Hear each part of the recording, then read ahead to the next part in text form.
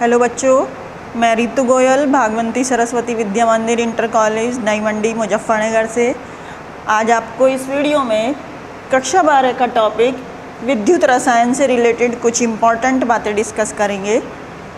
विद्युत रसायन में टर्म देखो, विद्युत क्या है? जनरली हम करंट को बिजली बोल देते हैं। अब तुमने सेल देखा होगा, कोई भी सेल में एक पॉजिटिव साइन होता है और दूसरा क्या होता है, एक नेगेटिव साइन है। ये पॉजिटिव और नेगेटिव जो साइन होते हैं ये इलेक्ट्रोड्स होते हैं, एक इलेक्ट्रोड ये और दूसरा इलेक्ट्रोड ये, ठीक। यानी कि दो इलेक्ट्रोडों को मिलाएं तो सेल बनता है और कई सारे सेलों को एक सिस्टम से जोड़ दिया जाए तो बैटरी बनती है। आज हम इस वीडियो में हाफ सेल और सेल की बात करेंगे। हाफ सेल क्या है देखो ज़रा, यदि हम किसी भी मेटल की धातु की छड़ को उसी धातु लवण के विलयन में डुबा देते हैं, जैसे ये है ना, ये छड़ किस चीज़ की है? मान लो ये जिंक की छड़ है, जिंक मेटल की छड़ है और सॉल्यूशन भी इसी मेटल का है, जिंक सल्फेट का, ठीक। और एक और इलेक्ट्रोड हम कर दें, ये तो हाफ सेल है। फिर एक और हाफ सेल लें और उनको जोड़ दें तो क्या बनेगा, वो सेल बन जाएगा, कंप्लीट सेल। यदि किसी धातु की छड़ को हम उसी धातु लवण के विलयन में डुबा देते हैं तो धातु की छड़ और विलयन के संपर्क तल पर, यहाँ पर जहाँ ये टच हो रहा है, देखो ज़रा, सेल की बात कर रही हूँ मैं, खाली इलेक्ट्रोड में कुछ नहीं होगा, एक विभवांतर उत्पन्न हो जाता है जिसे हम इलेक्ट्रोड विभव कहते हैं, ठीक। अब ये हाफ सेल है, एक और बना देंगे तो क्या बन जाएगा, सेल। सेल दो तरह के होते हैं, सेल टू टाइप। कौन कौन से? एक तो होगा विद्युत अपघटनी सेल और दूसरे होते हैं गैल्वेनिक सेल। देखो विद्युत अपघटनी सेल में क्या होगा बेटे, विद्युत अपघटनी सेल और दूसरा सेल होता है गैल्वेनिक सेल।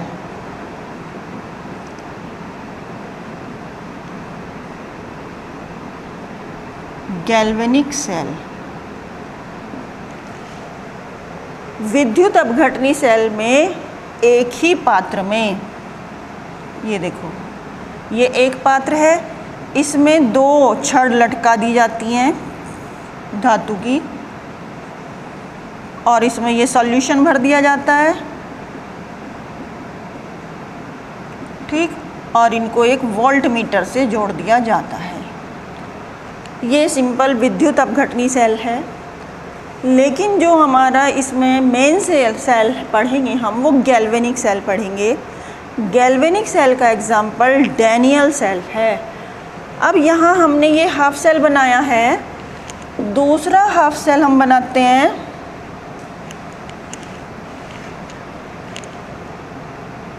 ये देखो,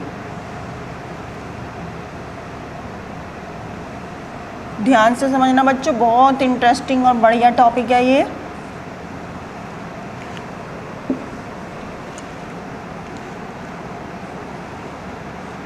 अब ये दूसरी धातु की छड़ दूसरी धातु के ही लवण के विलयन में डिप कर दी गई है। यहाँ पर ये कॉपर की छड़ और ये कॉपर सल्फेट का सॉल्यूशन, इनको एक वोल्ट मीटर से जोड़ दिया।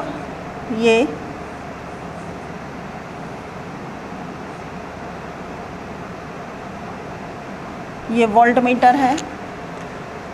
इन दोनों सॉल्यूशंस को एक साल्ट ब्रिज लवण सेतु से जोड़ दिया जाता है। लवण सेतु क्या है? एक यू शेप की इन्वर्टेड ट्यूब है, उल्टा करके इसको रख दिया जाता है यू शेप की ट्यूब को, और इसमें कोई स्ट्रॉन्ग इलेक्ट्रोलाइट का अगर में सॉल्यूशन बनाकर, पेस्ट बनाकर वो भर दिया जाता है। अभी मैं इसकी इम्पोर्टेंस बताऊंगी कि इसको क्यों लगाया गया है। ये साल्ट ब्रिज है।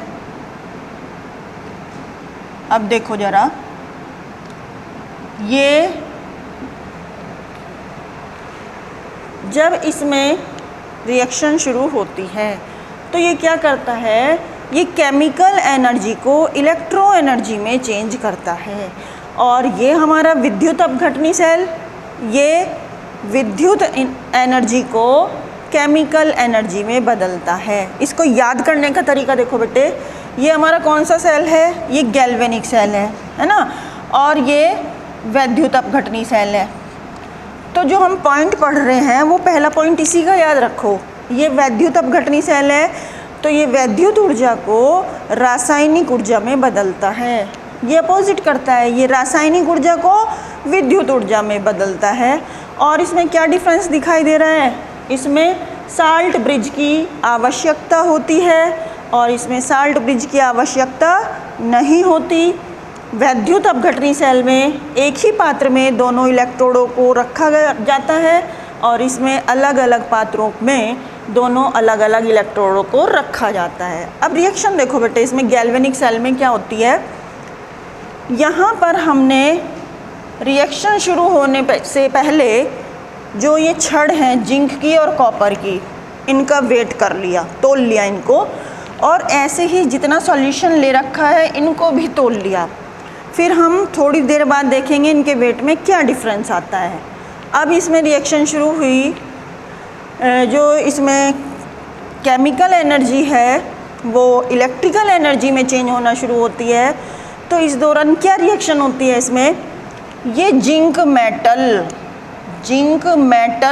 अगर कोई मेटल तुम्हें दिखाई दे रही है तो वो जिंक की फॉर्म में है बेटे, लेकिन आयन की फॉर्म में हमें नहीं दिखाई देती। इसका एक तुम सिंपल सा एग्जांपल सोडियम क्लोराइड लो, NaCl। यदि तुम NaCl को पानी में डाल देते हो तो वो क्या होगा, वो आयन्स में टूट जाता है, Na पॉजिटिव और Cl नेगेटिव। अब ये आयन में टूटा, जो चीज़ आयनित हो जाती है वो हमें आयनों के रूप में सॉल्यूशन में नहीं दिखाई देती। ऐसे ही यहाँ पर इसमें जो जिंक सल्फेट का सॉल्यूशन है वहाँ हमें जिंक आयंस या सल्फेट आयंस नहीं दिखाई देते हैं, लेकिन इस रोड को हम देख पाते हैं बहुत अच्छे से क्योंकि ये मेटल के रूप में है। ठीक है, अब ये इसमें डूबी हुई है जिंक सल्फेट के सॉल्यूशन में। क्या होगा, यहाँ से ये जिंक मेटल, ये जिंक है और ये जिंक मेटल जिंक आयंस के रूप में यहाँ आ जाती है।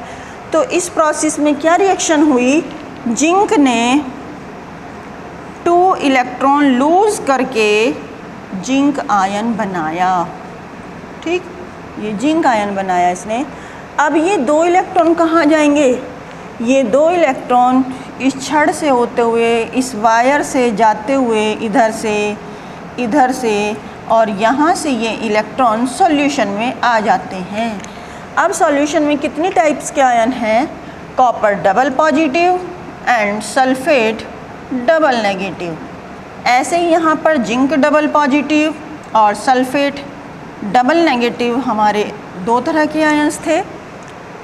ये इलेक्ट्रॉन्स इस पॉजिटिव आयंस को, ये पॉजिटिव आयंस इन इलेक्ट्रॉन्स को गेन करेंगे और क्या कर लेंगे, रिडक्शन कर लेंगे खुद का। ये 2 इलेक्ट्रॉन आए और इसने बना दिया कॉपर। अब देखो जो ये रिएक्शन हुई है ये कौन सी रिएक्शन है, ये ऑक्सीडेशन हाफ रिएक्शन है ना, ये ऑक्सीडेशन।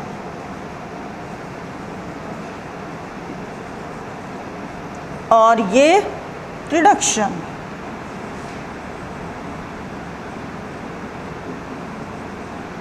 ठीक, इसका जो ऑक्सीडेशन होता है गैल्वेनिक सेल में, ऑक्सीडेशन हमेशा एनोड पर होता है और इसका एनोड नेगेटिवली चार्ज्ड होता है।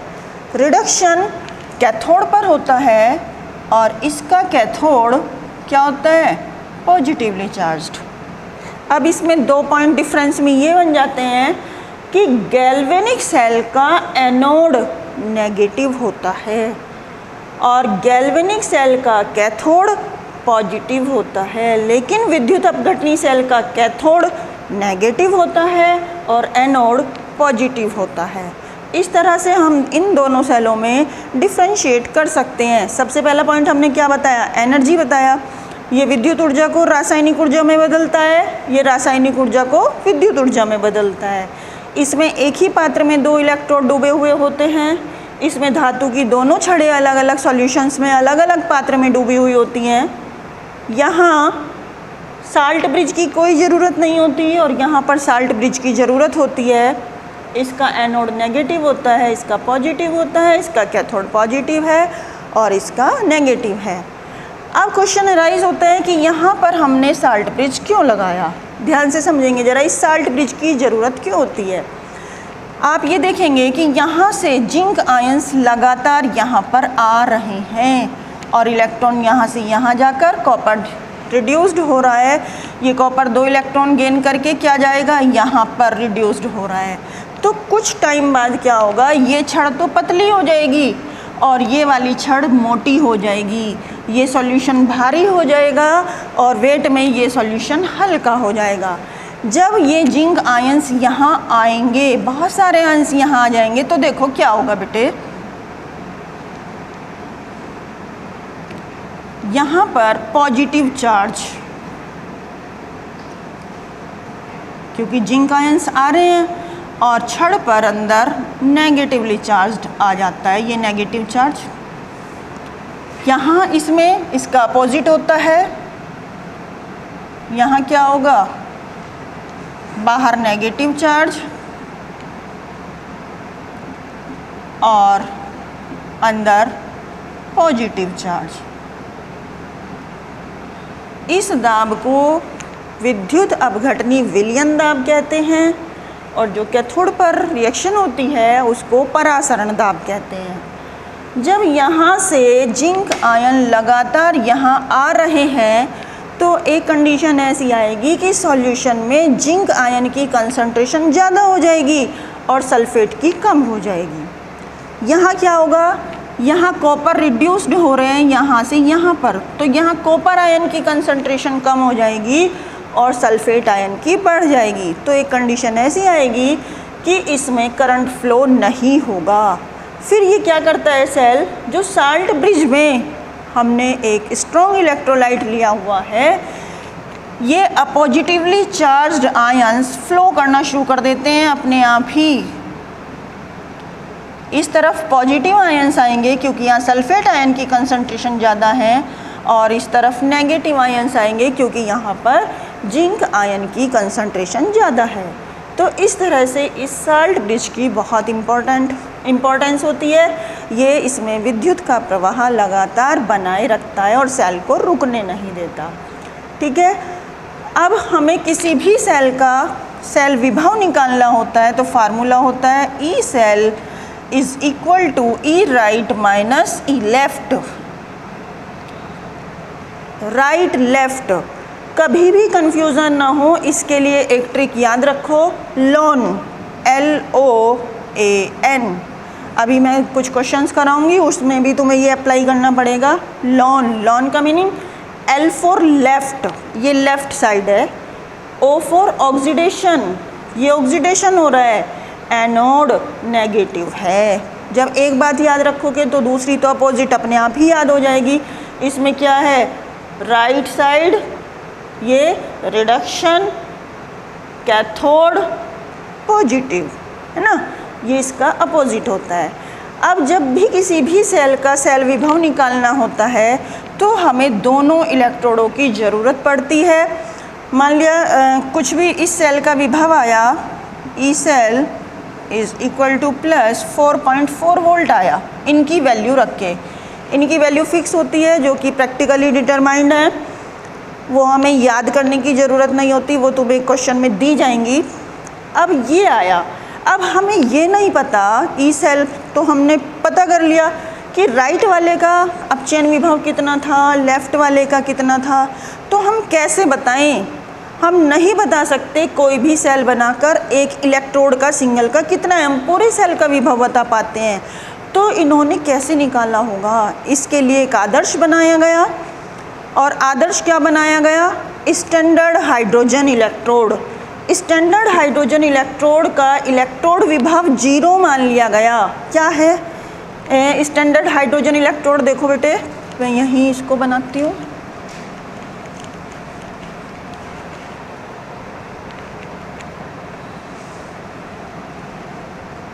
इसमें एक वायर होता है प्लेटिनम का और एक प्लेटिनम ब्लैक की एक प्लेट होती है, और इस वायर को कांच की एक ट्यूब में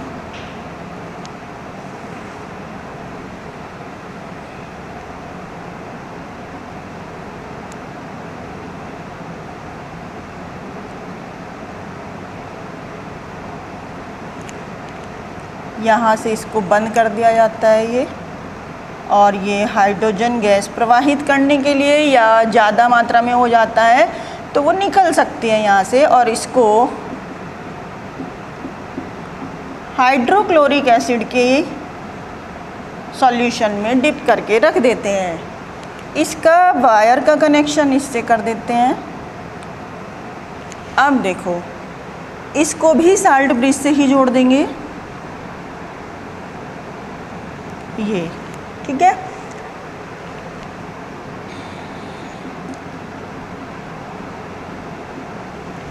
अब यहाँ पर हाइड्रोजन गैस प्रवाहित की जाती है प्लेटिनम वायर पर H पॉजिटिव के सॉल्यूशन में, किसी एसिडिक सॉल्यूशन में, और स्ट्रोंग एसिड के रूप में हम इस क्या लेते हैं, इसमें हम HCl लेते हैं। अब यहाँ इस वोल्ट मीटर की सुई देखो ज़रा, वोल्ट मीटर की सुई जिस तरफ जाती है उस तरफ एनोड होता है। ये इस तरफ भी जा सकती थी, यदि इस तरफ जाती तो इस तरफ एनोड होता, इस तरफ कैथोड होता। कभी भी किसी भी सेल में हम एनोड इस साइड नहीं ले सकते। अभी हम सिंगल इलेक्ट्रोड का इलेक्ट्रोड पोटेंशियल डिटरमाइन कर रहे हैं, हाइड्रोजन के सापेक्ष इसको जोड़ा हुआ है, तो इस कंडीशन में तो हो सकता है इधर या इधर, हमें पता चल जाएगा इस पर ऑक्सीडेशन होता है तो फिर हम इसे लेफ़्ट साइड में ही रखेंगे हमेशा। अब यहाँ क्या रिएक्शन हुई देखो, ये हाइड्रोजन गैस के बुलबुले हैं और ये प्लेटिनम ब्लैक कोटेड एक प्लेट है और ये प्लेटिनम का वायर है, ठीक। अब देखो, जिस तरफ क्या जाता है, ये सुई जाती है वोल्टमीटर की, वो एनोड है, और इस तरफ क्या है, इस तरफ है कैथोड, और इसका कैथोड है पॉजिटिव।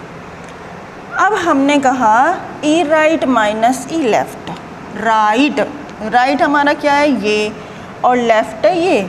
राइट का इलेक्ट्रोड पोटेंशियल हमेशा 0.0 वोल्ट होगा।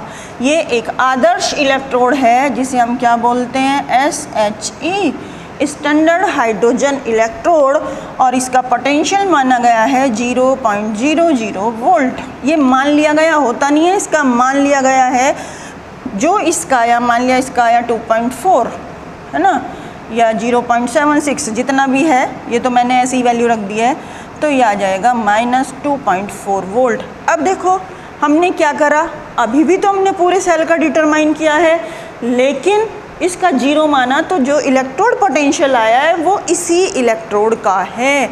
तो इस तरह से हम किसी भी इलेक्ट्रोड का पोटेंशियल एक हाइड्रोजन इलेक्ट्रोड के सापेक्ष जोड़कर निकाल सकते हैं। अब हम पढ़ते हैं इसके बाद नर्स्ट इक्वेशन। देखो, इलेक्ट्रोड सेल रिएक्शन में लिखने के लिए बता दूं तुम्हें कैसे लिखते हैं।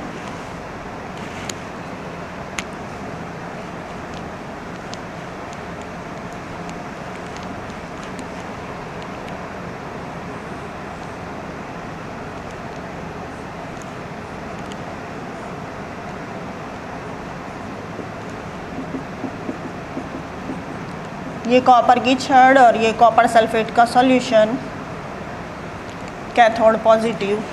देखो बेटे, ये साल्ट ब्रिज है, साल्ट ब्रिज को हम डबल लाइन से इंडिकेट करते हैं, है ना।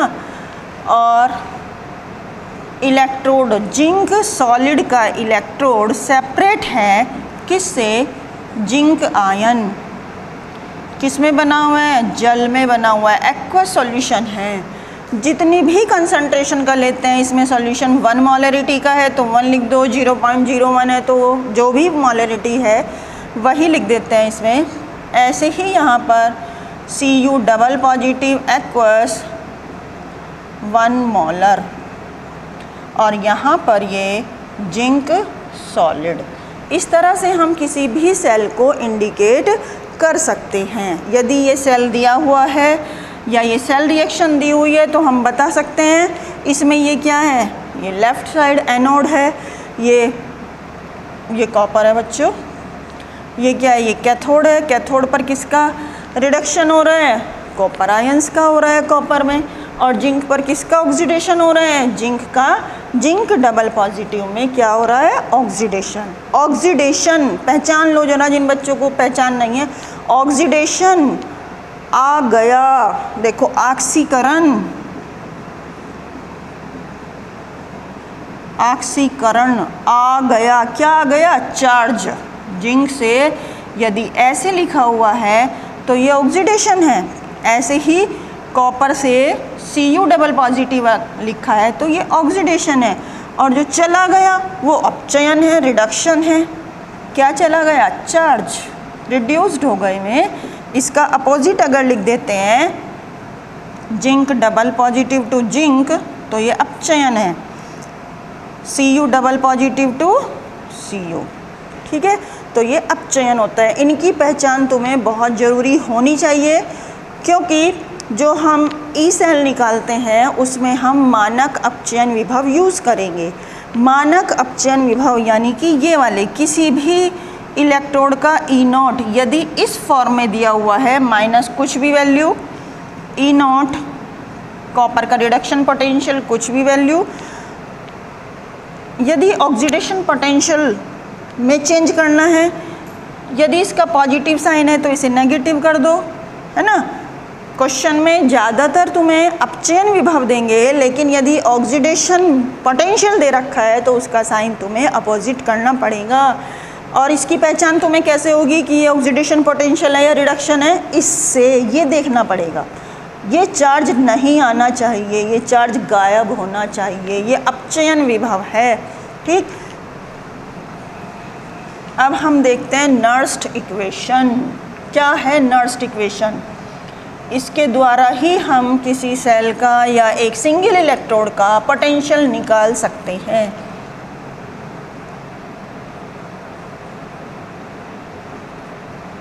नर्स्ट इक्वेशन E बराबर E0 minus 2.303 RT upon NF log M for metal solid और M पॉजिटिव। यदि ये है तो ये एक इलेक्ट्रोड के लिए पोटेंशियल निकालना है। यदि हम उल्टा कर देते हैं, क्या कर देते हैं, यहाँ पर कर दें हम ऑक्सीडाइज्ड स्टेट, या तो M डबल पॉजिटिव है ना ये, और या यहाँ पर लिख दे M reduced state, oxidation state या रिड्यूस्ड स्टेट, या हम इसकी जगह हम क्या लिख सकते हैं, सब ठीक है ये जो मैं मिटा के लिख रही हूँ, oxidised state, oxidised state upon reduced state. अब देखो बेटे एक बात ध्यान रहो, जो ये हमने बड़ा ब्रैकेट लगाया है ये क्या है केमिस्ट्री में, ये बड़ा ब्रैकेट होता है मोलर कंसंट्रेशन, मोल प्रति लीटर सांद्रता। इसमें हमेशा मोल प्रति लीटर में, यानी कि जो अभी मैंने सेल में क्या लिखा था 1 मोलर लिखा था, वो वैल्यू यहाँ पर आएगी। अब देखो इसको और छोटा करते हैं इक्वेशन को, E बराबर E0 माइनस 2.303, R की वैल्यू 8.314 और T की 298 केल्विन 25 डिग्री सेंटीग्रेड, N किसी भी इक्वेशन में, किसी भी सेल में जितने इलेक्ट्रॉन्स एक्सचेंज हो रहे हैं वो n की वैल्यू है, तो ये हर सेल में अलग अलग होगी। और फैराडे, 1 फैराडे बराबर 96,500 कूलम होता है ये, और log oxidised state upon reduced state. अब देखो बेटे, ये पूरी वैल्यू कैलकुलेट करके आ जाती है E is equal to E0 minus 0.0591 upon n log ऑक्सीकृत अवस्था अपॉन अपचयित अवस्था रिड्यूस्ड स्टेट। ये नर्स्ट इक्वेशन है और इस पर बेस्ड मैं तुम्हें एक न्यूमेरिकल करके दिखाती हूँ। देखो बेटे, बहुत इजी है इसके न्यूमेरिकल। मैं तुम्हें कैलकुलेशन भी इसकी थोड़ी इजी मेथड से सिखाऊंगी। देखो क्वेश्चन है हमारा, निम्नलिखित सेलों की 200, ये एनसीईआरटी का क्वेश्चन है, 298 केल्विन पर नर्स्ट समीकरण एवं ईएमएफ वैद्युत वाहक बल की गणना कीजिए। मैं सेल रिएक्शन लिखती हूँ बस। Magnesium solid to magnesium double positive aqueous, और इसकी कंसंट्रेशन दे रखी है 0.001 मोलर। ये कितनी भी दे सकते हैं क्वेश्चन में। और ये क्या है, salt bridge copper double positive aqueous, और इसकी कंसंट्रेशन है 0.0001 मोलर। और electrode Cu double positive solid, और इसके इलेक्ट्रोड पोटेंशियल दिए हुए हैं क्वेश्चन में E0 Mg double positive to Mg is equal to minus 2.37 volt, और E0 copper to copper double positive is equal to minus 0.34 volt. ध्यान दो बेटे ज़रा,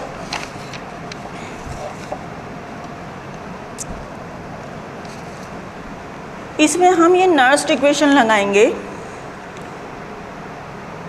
ऑक्सीडाइज्ड स्टेट कौन सी है तुम्हारी इसमें? अभी मैंने बताया था ऑक्सीकृत आ गया, चार्ज किस पर आ गया है भाई, इस पर आ गया। ये Mg से Mg डबल पॉजिटिव चला, किसका गया, इसका चला गया। ये एनोड नेगेटिव और ये कैथोड पॉजिटिव है ना। ये इसकी लेफ्ट साइड है और ये इसकी राइट साइड है। अब वैल्यू रखो जरा। E0 क्या है, E0 E0 है E right minus E left, ये हम पढ़ चुके हैं बात। E right minus E left minus 0.0591। n की वैल्यू देखो कितनी है, इसने 2 इलेक्ट्रॉन लूज़ किए और इसने 2 इलेक्ट्रॉन ले लिए, तो n की वैल्यू हो गई 2 लॉग कितनी है ऑक्सीकृत अवस्था में इसकी मोलर कंसंट्रेशन, ये 0.001 और ये है 0.0001। अब इसको सॉल्व करो जरा। E right minus E left, right में कॉपर वाला है तो हमें ये रखना है, तो यहाँ पर हम रख दें माइनस 0.34। नहीं, देखो ये तो सही है, ये अपचयन विभव है, मानक अपचयन विभव। क्या है ये, मानक अपचयन विभव है ना। ये क्या है, ये मानक ऑक्सीकरण विभव, ऑक्सीडेशन पोटेंशियल दिया हुआ है, ऑक्सीकरण विभव। अब इसका साइन क्या करेंगे, हम अपोजिट करेंगे। इसको हम क्या लिख सकते हैं, और इस वाले विभव को हमें चेंज करना पड़ेगा। E0 Cu double positive to Cu is equal to plus 0.34 volt. तो हम ये वाली वैल्यू रखेंगे और ये रखेंगे। अब राइट में हमारी वैल्यू है प्लस 0.34 और लेफ़्ट में क्या है बेटे, लेफ़्ट में है हमारा मैग्नीशियम और इसका इलेक्ट्रोड पोटेंशियल है क्या, माइनस 2.37। अब देखो माइनस, अब इसको इससे यदि तुम सॉल्व करोगे ना तो थोड़ा तुम्हारी कैलकुलेशन टिपिकल हो सकती है। हम इसे क्या मान लें, ये 5 है, ये 9 है, है ना, तो हम इसे 6 मान लें क्या, क्योंकि ये आधे से ज़्यादा है तो हम इसे लिख सकते हैं 0.06। तो 0.06 को 2 से जब काटेंगे तो क्या आ जाएगा 0.03, ये आ गया लॉग। अब हटाओ डेसिमल से डेसिमल, ये हट गया। लॉग 10 की वैल्यू क्या है 1। अब कर दो सॉल्व, ये क्या आ जाएगा 0.34 प्लस 2.37 माइनस 0.03, ठीक। और ये आ जाएगा तुम्हारा सॉल्व करके 2.68 वोल्ट। और इस तरह से तुम इसके सभी क्वेश्चंस कर सकते हो। मुझे उम्मीद है कि तुम्हें ये टॉपिक समझ में आ गया होगा और इसके बाकी क्वेश्चंस भी खुद ट्राई कीजिएगा। Thank you.